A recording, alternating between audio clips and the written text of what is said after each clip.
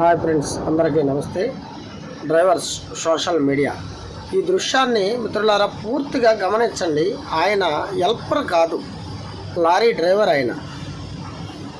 ఆయన 16 టైర్ బండి వేసుకొచ్చారు, కానీ హెల్పర్ లేడు.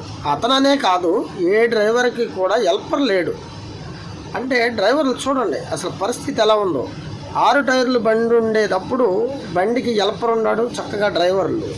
ఈ రోజున 16 టైర్ బండి వేసుకొచ్చినా సరే ఆ బండికి ఒక హెల్పర్ అన్న వ్యక్తి లేడు. చూడండి డ్రైవర్ల పరిస్థితి ఎంత దారుణం అంటే, ఆ ఒక్క బండి అని కాదు, నేను వేసుకొచ్చిన బండి కూడా 16 టైర్ బండి.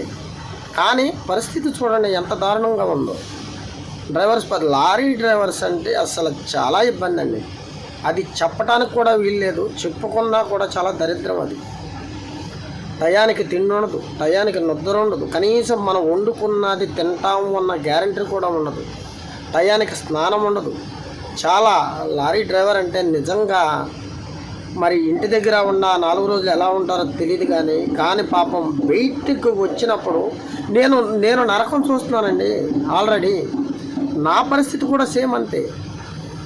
ఒక బండి మీద వేసే పట్టా వచ్చి 80 కేజీలు, కనీసం ఎవరు ఉండరు, అది మనమే కట్టుకోవాలి.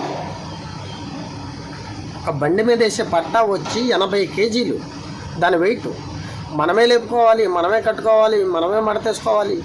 ముఠా వాళ్ళని అడిగితే వాళ్ళు డబ్బులు అడుగుతారు 400-300.